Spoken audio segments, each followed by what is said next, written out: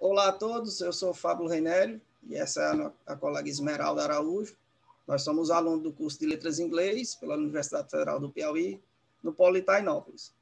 Nós viemos aqui apresentar o seminário da disciplina Reflexões sobre a Linguística Aplicada e Formação de Professores. Bem, o tema do nosso seminário, falamos sobre métodos de ensino da língua inglesa, diretamente sobre o método estrutural situacional. Mas, antes de iniciar o assunto em si, eu queria definir o que seria o método.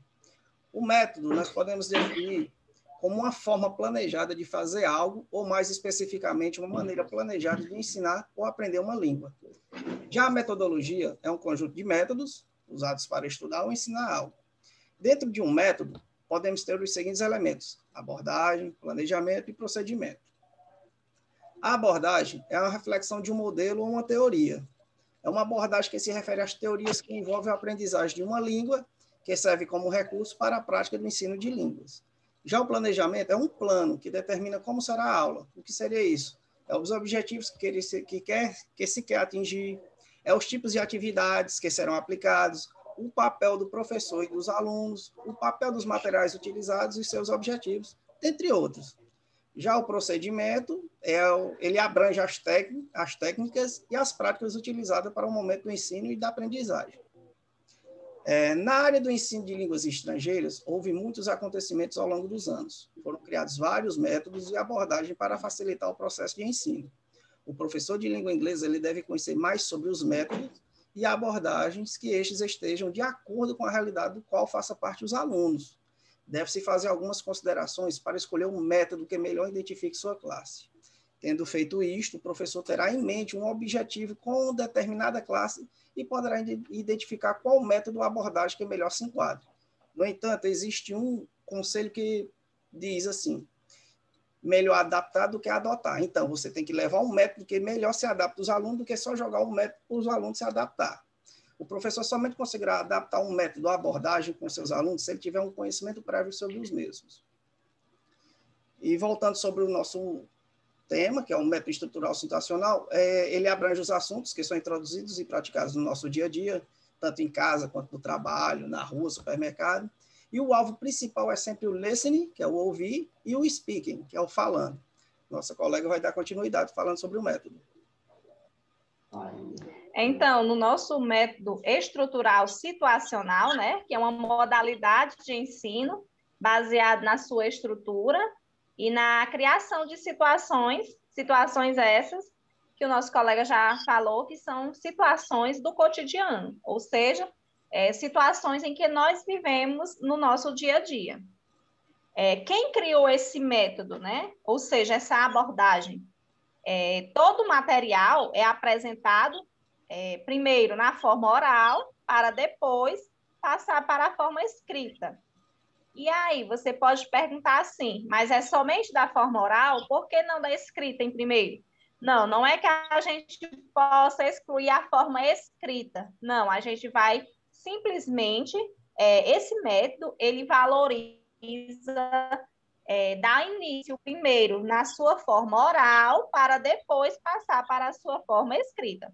As estruturas gramaticais são apresentadas da forma mais simples, até mesmo as mais complexas.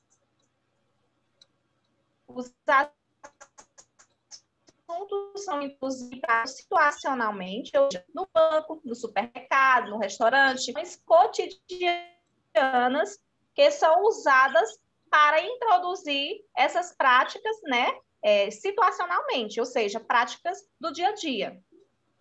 Sua origem, ela surgiu na Inglaterra em 1940 e foi uma reação contra a abordagem de leitura e possui características do método direto, acrescentando pontos de linguística geral e também da sua pedagogia. A inglesa exerce sobre a sociedade uma grande necessidade comunicativa também referente a esse idioma. Nos leva a investigar o desenvolver de novas para aprender a língua inglesa. Então, é uma nova proposta, tanto para ensinar como para aprender. que é através desse método. Em que esse método ele consiste? Então, ele consiste em ser colocado em prática no momento em que os alunos aprendem a língua-alvo, usando diálogos que apresentam situações reais do cotidiano de um ser humano, ou seja, uma abordagem ativa, utilizando as situações como método de aprendizagem. Então, essas situações diárias que são utilizadas, elas servem para o quê? Para servir de método de aprendizagem. Por quê? Porque possibilita a construção de um projeto coletivo, porque a partir do momento em que se faz uma discussão, utiliza esses acontecimentos diários no coletivo, faz com que abra mais discussões e que esse método realmente funcione, porque tem nesse processo coletivo o objetivo da aprendizagem. E também possibilitar simplificação do método utilizado, ou seja, não se torna um método complicado, difícil, ele se torna o quê? Ela se torna simples esse método que vai ser utilizado através dessas situações cotidianas. Também amplia a capacidade intelectual, porque cada um vai produzindo seu próprio conhecimento.